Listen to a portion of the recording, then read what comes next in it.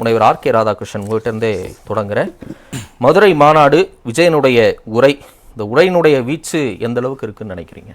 இல்லை, மாநாடு டெஃபினெட்லி கூட்டம் சூப்பராக இருந்தது. டெஃபினட்டாக அதாவது ஒரு ஏதோ ஒரு இடத்துல வந்து ஒரு மாற்றத்துக்கான ஒரு ஸ்பேஸ் இருக்கிறதாக அந்த பெரிய அந்த அளவுக்கு கூட்டம் வர்றது காமிக்கிறதாக நான் பார்க்கிறேன். அது விக்கிரவாண்டியிலும் வந்தாங்க, இங்கேயும் வந்தாங்க.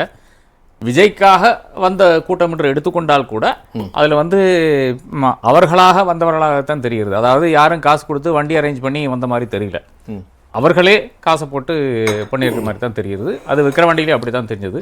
ஸோ அந்தளவு ஏதோ ஒரு இது இருக்குது, ஒரு சலசலப்பு இருக்கிறதாகத்தான் பார்க்க வேண்டியதாக இருக்குது. ஸ்பீச்சுன்னு எடுத்துட்டிங்கன்னா இப்போ வந்து மார்ட்டின் லூதர் கிங்னுடைய I have a dream speech ஆனாலும் சரி, இல்லை ஜவஹர்லால் நேருனுடைய ட்ரஸ்ட் வித் டெஸ்டினி ஸ்பீச், அது மிட் நைட்டு அந்த லெவலில் இருக்கான்னு பார்த்தீங்கன்னா கிடையாது. எங்க ஒரு முதலமைச்சரை போய் அங்கிள்னெல்லாம் கூப்பிட்றது என்ன ஒரு மரியாதை கிடையாதா? ஒரு ஒரு ஒரு குறைஞ்சபட்சம் ஒரு ஒரு ஒரு நாகரிகம் கடைபிடிக்க வேண்டாமா? அந்த அளவுக்கு கூட இறங்கி செல்கின்ற ஒரு நபராக இன்னைக்கு தோற்றமளிக்கிறார். அது தேவையற்றது. அதாவது இது சினிமா பாணியில் ஏதோ ஸ்டாலினை ஒரு வில்லனாக சித்தரிக்க வேண்டும் என்ற அந்த அடிப்படையில் பேசுகின்ற சில வசனங்களாகத்தான் தெரிகிறது. அப்போ உங்களுக்கு வந்து ஸ்டாலின் பெரிய ஒரு வில்லனாக தெரிய வேண்டுமா, நரேந்திர மோடி பெரிய வில்லனாக தெரிய வேண்டுமான்னு பார்த்தீங்கன்னா, தமிழ்நாட்டில் எடுபடுற ஒரு பிம்பம்னு பார்த்தீங்கன்னா நரேந்திர மோடி என்ற வில்லன் தான் எடுபடுவார். அப்போ அவரை வந்து ஏதோ நீட்டு, அவர் ஏதோ கடும் பிடித்தம் இப்படி எல்லாம் சொல்லிட்டு அவரை விட்டீங்க. முழுக்க முழுக்க அடி இங்கே தான். அப்போ பயம் அங்கே இருக்கு. கூட யாரை வச்சிருக்கீங்க? அதாவது அவர்தான் திரும்பவும் கொள்கை எதிரி பாஜகன்னு சொல்றாரு. கச்சத்தீவு நீட் விஷயத்துல மோடி எதிர்த்து பேசுறாரு. இருந்தாலும் அந்த எதிர்ப்பு உங்களுக்கு ஏன் இந்த கொச்சையான வார்த்தை அங்க யூஸ் பண்ண சொல்லுங்களேன்? தைரியம் தான் யூஸ் பண்ண சொல்லுங்க.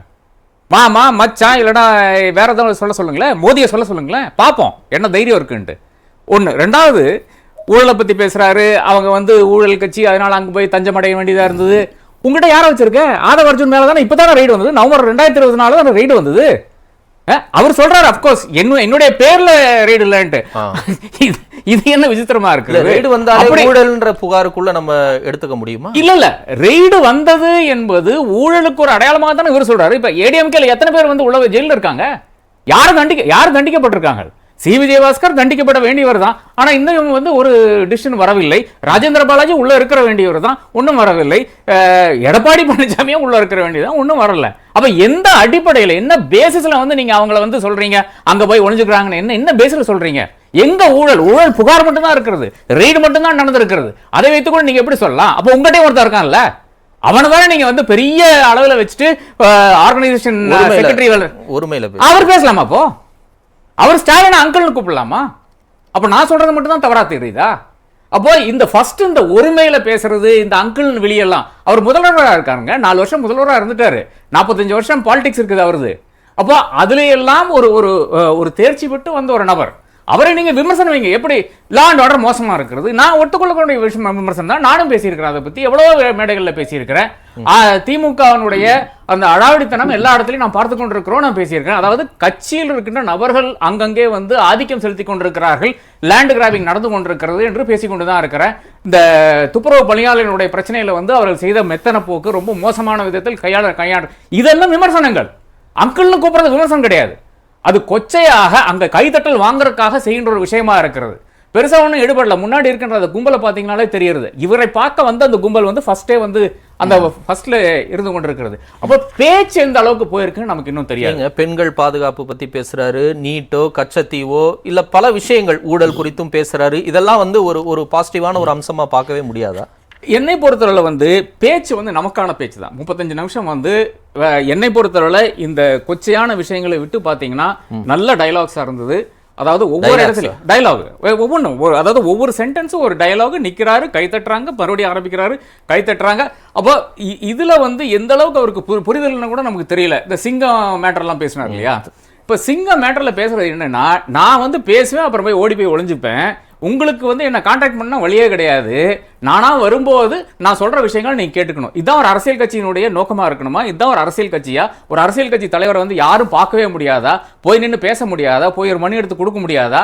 அப்போ இவர் வந்து ஒரு மாசத்துக்கு ஒரு வாட்டி வெளியே வருவாராமா? நாங்கள் உடைய அந்த சமயத்தில் வந்து ஏதாச்சும் கொடுக்க முடிஞ்சா கொடுக்க முடியும்.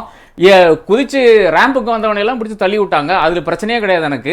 ஆனால் இதை தாண்டி என்ன செய்தாருங்கிற அந்த கேள்வி இருக்கு இல்லையா? இப்போ வந்து ஒரு எடப்பாடி பழனிசாமி இருக்கிறாரு, போற இடத்துல எல்லாம் மனு வாங்குறாரு, மனு வாங்கிட்டு அவரால் என்ன செய்ய முடியுங்கிறது அடுத்த விஷயம். ஆனால் ஒரு பேஷண்டா லிசன் பண்ணிக்கொண்டு அது செய்கிறாரு இல்லையா?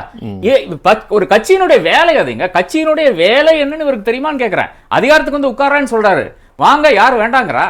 யாரும் ஒன்றும் வேண்டானே சொல்லல. நீங்க வாங்க, நீங்க அரசியல் கட்சி ஆரம்பிச்சிட்டீங்க, மாநாடு நடத்த முடியுமா எல்லாம் சந்தேகப்பட்டார்கள். யார் சந்தேகப்பட்டா? யாருக்கு அந்த சந்தேகம் இருந்தா எனக்கு புரிய மாட்டேங்குது.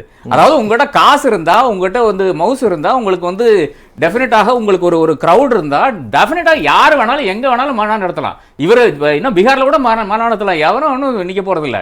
டெஃபினெட்லி ஆளு வருவாங்க, ஒரு மாஸ் ஸ்டார் டெஃபினட்டாக வருவாங்க, அதுல யாருக்கும் மாற்றுக்கிறதே இருக்க முடியாது. நானும் நீங்களும் கூட இன்னும் சொல்ல போனா மாநாடு நடத்தலாம், ஒன்றும் பிரச்சனை கிடையாது.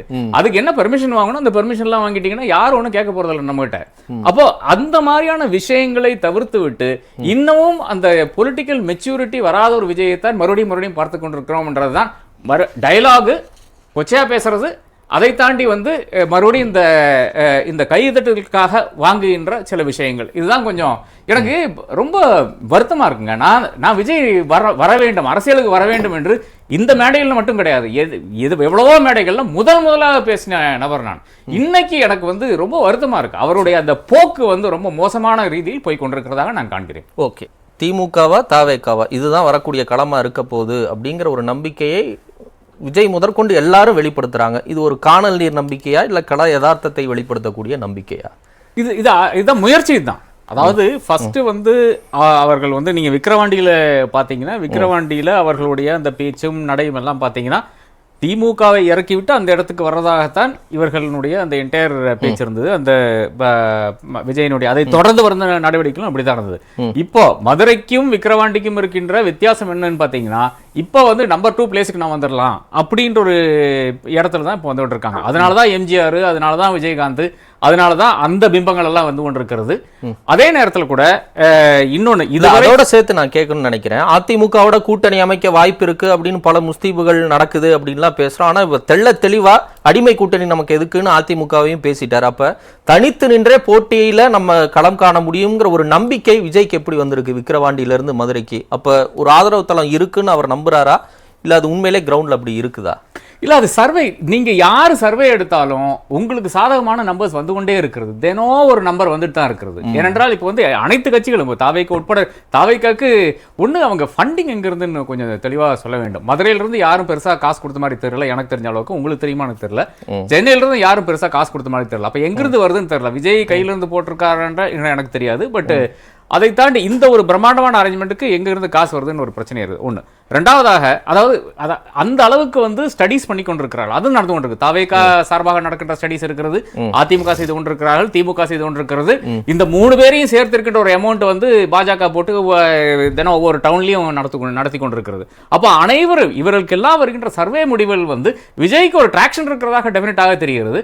ஆனால் ஒவ்வொரு கட்சியும் நடத்துகிற சர்வே தெரியுதுன்னா அந்த கட்சிக்கு மவுசு இருக்கிறதாகத்தான் வந்து கொண்டிருக்கிறது.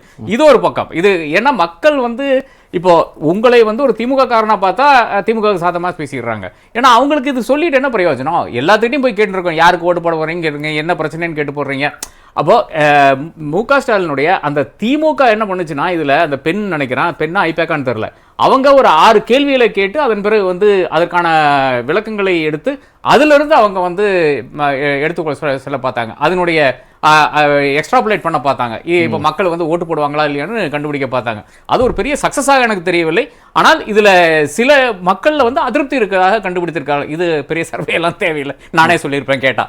அப்போ எல்லா இடத்துலையும் பிரச்சனை என்னன்னு பாத்தீங்கன்னா, ஒவ்வொரு நம்பர் இவர்கள் எடுத்து சொல்றப்ப தாவேக்கால் என்று எனக்கு இருக்கிற நண்பர்கள் சொல்றாங்க வந்து 15% 32% வரை இருக்கிறது ஒவ்வொரு பல தொகுதிகளிலும். அந்த டிஃபரன்ஸ் அந்த அளவுக்கு இருக்கு. அதாவது 15ங்கிறது எங்கிறது 32ங்கிறது அந்த ஒரு ரேஞ்சில் வந்து இருக்கிறதுன்னு சொல்றாங்க. அதாவது அவர்களுடைய வாக்கு சதவீதம் என்று அவ்வளவு இருக்குன்னு சொல்றாங்க. சில இடங்கள்ல பாத்தீங்கன்னா திமுகவுக்கு வலுவா இருக்கின்ற இடங்கள்ல பாத்தீங்கன்னா நிச்சயமாக திமுகவுக்கு ஒரு 30-35% திமுகவுக்கே இருக்கிறது. அப்புறம் கூட்டணி கட்சிகள் எல்லாம் சேர்த்தீங்கன்னா ஒரு 40% வருது. அதிமுகவுக்கு வலுவான தொகுதிகளிலும் ஏறத்தாழ 20-22% அதிமுக இருக்கிறது. அப்புறம் பாஜகவுடைய வாக்குகள் எல்லாம் எடுத்தீங்கன்னா, பாமகவுடைய நார்தர்ன் வாக்குகள் எடுத்தீங்கன்னா டெஃபினட்டாக அது ஒரு நம்பர் வருது. அப்போ இந்த நம்பர்ஸ் எல்லாம் நம்ம பார்க்க வேண்டிய அவசியமே கிடையாதுன்றதை நான் சொல்லுவேன். அது எலெக்ஷனுக்கு கிட்ட பார்த்துக்கலாம்னு நான் சொல்லுவேன். இப்போ இருக்கிற நிலைமைகள் என்னவென்றால், இவர்கள் அதாவது தாவேகா ஒரு டைம்ல நேராக ஆட்சிக்கு வந்து கொண்டிருக்கிறோம் என்ற அந்த இடத்துல இருந்து மாறி இப்போ அதிமுகவினுடைய இடத்தை நாங்க பிடிக்க போறோம் என்ற இடத்துக்கு இன்னைக்கு நிக்கிறாங்க. அதனாலதான் எம்ஜிஆர்ல இருந்து ஆரம்பிக்கிறார், அதனாலதான் கவிதை சொற்பொழிவு எல்லாம் வருகிறது.